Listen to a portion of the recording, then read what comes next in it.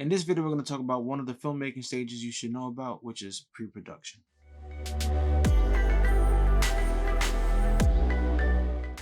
Welcome back to another video. My name is Luis Garcia and you're watching Wise Mind Films. In today's episode of First Time Filmmakers, we're going to go through the pre-production stage of filmmaking. What I'm going to try to do is actually correlate it to independent filmmaking and YouTube culture, as opposed to a big budget Hollywood feature kind of a pre-production process.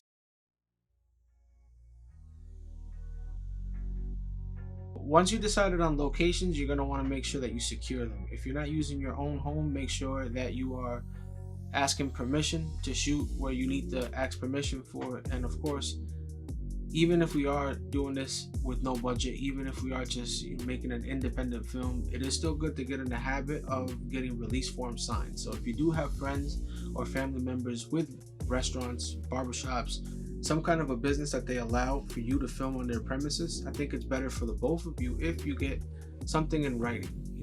That'll actually make you look more professional, and it's going to give you practice on dealing with people who are not friends and family, where you are going to have to present them with some kind of a release form or some kind of a contract that states that you legally can shoot there for free. Something else that you're going to want to do during the pre-production stage is create a shot list and or storyboard. Storyboards you're going to want to look at as a comic book of your movie. Pretty much it's a visual cue for you and the cinematographers to know where you want camera placement, where you're going to want to do camera movements, and what kind of angles you're looking at, what kind of lenses you may want to use.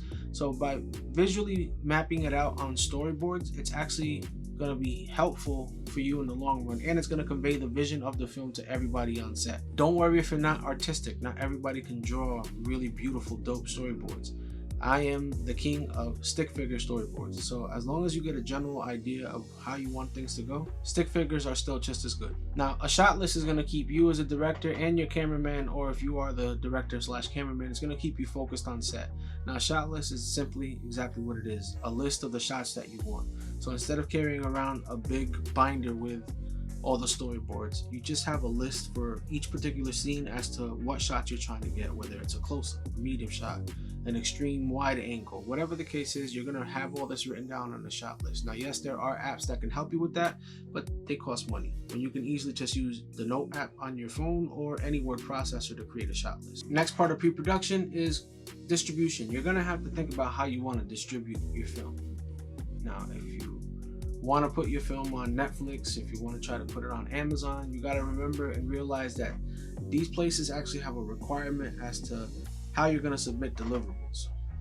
They have a minimum requirement for the type of equipment that you have to use, and if it's not within your budget, then you may just want to keep wishing for the stars. But if you're like me and you have no budget, you're an independent filmmaker, YouTube is probably the best place to go. It's free hosting and you have potential to reach people all over the world pretty much. That's the beauty of YouTube. You actually never know when that algorithm is going to work in your favor and push your content to pretty much anybody and everybody who's on YouTube. Now remember, these are just some general things to consider when you're in the pre-production stage. Hopefully by me tying it into being an independent filmmaker and of course YouTube culture, it actually helps those who are watching this right now, and hopefully it's going to inspire you to just make whatever it is that you want to make. Don't wait, don't hesitate. There is no longer any gatekeepers in Hollywood that's holding us back.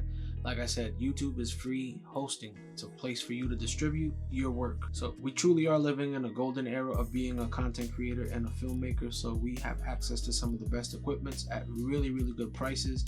We have lighting and other type of gear that, is no longer in the tens of thousands of dollar range. There are things that you can buy at pretty much any level and any budget of filmmaking in any stage that you're at. Don't get discouraged.